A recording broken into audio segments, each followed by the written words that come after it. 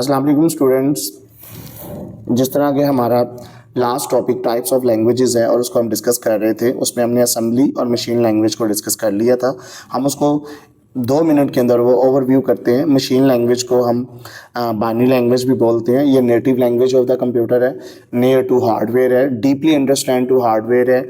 इसका code machine dependent है, यानी जिस मशीन के लिए डेवलप किया जाता है वो सिर्फ उसी पे रन होगा। अगर हमने कोई चीज़ डेवलप की है फॉर इंटेल तो वो इंटेल पे डेवलप होगी, AMD पे डेवलप नहीं होगी। इसको सीखना थोड़ा मुश्किल है मशीन लैंग्वेज को, बट मशीन लैंग्वेज को किसी भी ट्रांसलेटर की ज़रूरत नहीं होती, ये डायरेक्टली एग्जीक्यूट होता है। उसके बाद असेंबली लैंग्वेज है। असेंबली लैंग्वेज को हम सेकंड जी यानी सेकंड जनरेशन लैंग्वेज बोलते हैं, और मशीन लैंग्वेज को हम फर्स्ट जी यानी फर्स्ट जनरेशन लैंग्वेज बोलते हैं, जो 1940 से 1954 तक यूज़ हुई, और असेंबली लैंग्वेज 1954 से 1965 तक यूज़ हुई। अब असेंबली लैंग्वेज को हम निमोनिक्स भी बोलते हैं। जो निमोनिक्स है वो निमोनिक्स की फॉर्म है शॉर्ट, यानी in short form. Just like you can say that कि अगर हम ADD बोलते हैं तो ADD एक शॉर्ट फॉर्म है, इसकी एब्रीवेटेड एडिशन है। MOV शॉर्ट फॉर्म है, इसकी एब्रीवेटेड मूव है। इसी तरह अगर हम DIV या SUB सब का कहें तो इसकी फुल फॉर्म सब्ट्रैक्शन है। तो ये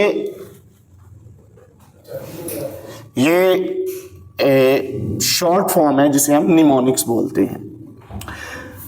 तो अब हम हाई लैंग्वेज के ऊपर आते हैं। हाई लैंग्वेज को सीखना इजी है, नियर टू ह्यूमन है लैंग्वेज है।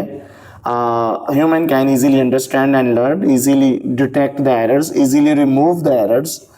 इसका कोड जो है, प्रोग्राम जो है वेरी शॉर्ट होता है। बट हाई लैंग्वेजेस को ज़रूरत होती है किसकी? आपके ट्रांसलेटर्स की। हाई लैंग्वेज जिस तरह सी लैंग्वेज है, फोर्ट्रन है, जावा है, इस सी लैंग्वेज की डायमेंशंस मल्टी है, क्योंकि इसमें वेरियंस प्रॉब्लम्स को सॉल्व किया जा सकता है। जबकि पास्कल थी वो भी एक स्पेसिफिक थी, फार्मूला फोर्ट्रन थी वो फार्मूला ट्रांसलेशन थी, कबोल थी वो कॉमन बिजनेस ओरिएंटेड थी, सिर्फ एक पर्पस के लिए थी।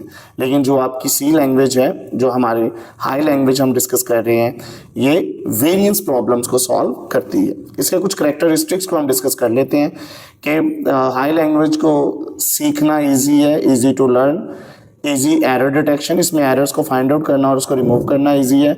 स्टैंडर्डाइज सिंटैक्स, इसके जो रूल्स हैं वो बहुत स्टैंडर्डाइज हैं। तो स्टैंडर्ड्स का मतलब रूल्स हैं।